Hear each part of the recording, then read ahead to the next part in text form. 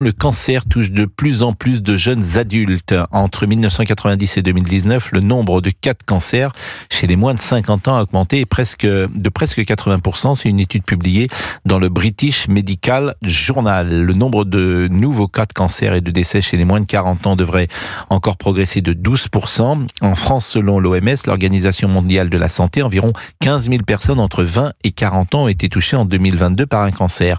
On en avait déjà parlé avec David Kayat, que vous connaissez, qui est oncologue, que je salue. Bonjour Monsieur Kayat.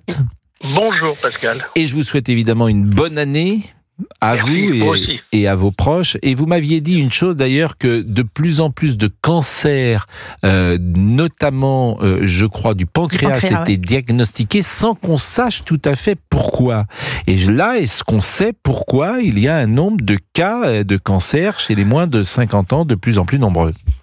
Alors en fait, on est confronté à une évolution à laquelle on ne s'attendait pas dans l'épidémiologie des cancers dans le monde et en France.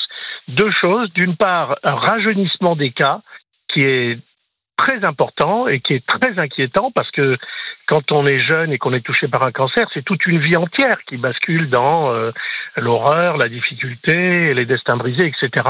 Et deuxièmement, une épidémie de certains cancers. Alors là, c'est pas le problème de l'âge, c'est notamment les cancers du pancréas. Alors concernant les cancers chez les jeunes, il s'agit essentiellement des cancers de tout l'appareil digestif, donc l'estomac, l'intestin, etc., y compris le pancréas. Et ça touche des gens de 30 à 40 ans, au point que aux États-Unis, ils sont en train de décider de rajeunir l'âge du premier test de dépistage du cancer du côlon. Vous savez, en France, aux États-Unis, dans le monde entier, on commence à dépister à 49 ans. Il semblerait qu'on va aller vers 39 ans plutôt, parce que sinon on va rater tous ces cas chez les jeunes. Alors, vous me demandez pourquoi? Je vous l'avais dit il y a quelques semaines, on ne sait pas. On a des hypothèses sur les cancers digestifs. L'hypothèse que tout le monde a en tête, mais qui n'a pas encore été démontrée, c'est une augmentation très importante de la consommation de produits ultra transformés et surtout, je dirais, d'une consommation très jeune. Si vous voulez, dans votre génération, à vous et moi, on a commencé à manger des trucs pas bons pour la santé quand on était étudiant, à 20 ans, 25 ans.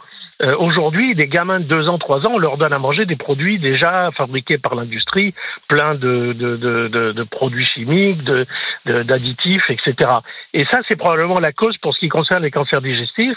Pour les cancers du sein et de l'appareil génital, ou même de la prostate, l'hypothèse, c'est là le contact avec les perturbateurs endocriniens, toutes ces substances qui sont partout dans l'environnement. Quand on touche un papier avec imprimé dessus, quand on boit le lot, quand on mange des fruits et légumes, il y a maintenant des perturbateurs endocriniens de partout, ce qui explique à la fois le rajeunissement de la puberté, qui pose des problèmes, clairement, et puis en même temps de la disparition des spermatozoïdes dans le sperme humain. On a perdu plus de la moitié des spermatozoïdes en 20 ans. Ah, ça c'est extraordinaire ce que vous dites. C'est-à-dire qu'on a perdu la moitié des spermatozoïdes, c'est-à-dire qu'un adulte de 20 ans aujourd'hui a moitié moins de spermatozoïdes qu'un adulte n'en avait il y a 20 20 ans. C'est ça, à peu près, oui. Bon, c'est une approximation, mais c'est ça. Mais c'est terrible. Le problème, c'est que ça va poser des questions d'infertilité. Bien sûr. Et ça, on sait également pourquoi Les perturbateurs endocriniens. L'hypothèse, c'est les perturbateurs endocriniens, le bisphénol, enfin tous ces produits chimiques. Je vous assure que le mot perturbateur endocrinien, il n'est pas forcément compris par le plus grand nombre. Vous venez de dire, par exemple, toucher un papier, un périmé. Vous savez, les tickets de caisse. De carte bleue, tout ça, jusqu'à maintenant. Alors maintenant, ils sont en train de changer, heureusement, mais quand c'était imprimé un peu avec les anciennes petites imprimantes, il y avait sur ce papier des perturbateurs, du bisphénol, etc. Et quand vous le touchez, il pénètre à travers la peau. C'est quoi le bisphénol? Il y en avait sur les tétines de biberon. Alors, il y a toute une série de législations dans le monde pour faire interdire ces produits. Sauf que on ne sait pas si les nouveaux produits qui ont remplacé les anciens sont moins dangereux. On joue avec le feu, avec tous ces additifs, tous ces produits industriels. Mais en tout cas, le fait est que ces substances... Alors, qu'est-ce que c'est un perturbateur endocrinien? C'est une substance chimique, naturelle ou pas, qui va modifier votre cycle hormonal. Les hormones, c'est la testostérone, l'hormone mâle, c'est les œstrogènes, l'hormone femelle. Et normalement, il y a une régulation de ces sécrétions dans le corps des hommes et des femmes qui démarre la puberté, qui déclenche la ménopause, qui explique tout. de la taille du pénis au nombre de spermatozoïdes. Et ces modalités de sécrétion naturelle de nos hormones naturelles, elles sont perturbées, ces modalités, par toutes ces substances chimiques. C'est ça qu'on appelle un perturbateur endocrinien. Vous dites qu'il y a des hypothèses pour les cancers les plus jeunes et vous dites qu'on n'a pas de preuves. Et je m'étonne de cela. Comment se fait-il qu'on n'ait pas de preuves, puisque en permanence, j'imagine qu'on travaille et qu'on fait des recherches pour précisément deviner les causes de ces cancers?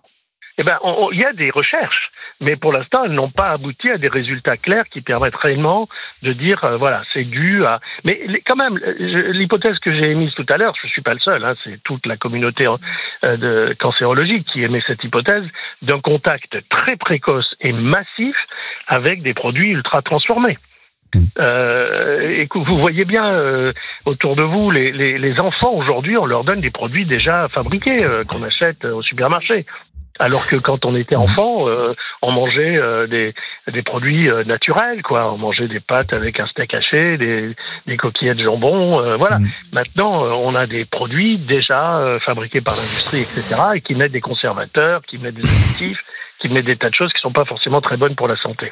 J'aime bien lorsque vous venez nous voir parce que ça permet également de parler des avancées sur le cancer. L'année 2025 s'ouvre à l'instant et elle sera marquée peut-être par des avancées cette année dans le domaine du cancer. Ça n'arrête pas. C'est incroyable. Tous les ans, on a des nouveaux médicaments qui ouvrent vers l'espoir dans des cancers qu'on n'arrivait pas à guérir et qu'on commence aujourd'hui pour lesquels on commence à entrevoir des possibilités de guérison. Écoutez, le cancer du poumon, il y a encore 15 ans, l'espérance de vie était à peu près de l'ordre de 6-8 mois. Aujourd'hui, on a des patients qui vivent 10 ans grâce à l'immunothérapie. Et puis, et on a donc toute cette partie de médicaments qu'on appelle l'immunothérapie, dont le principe est simple.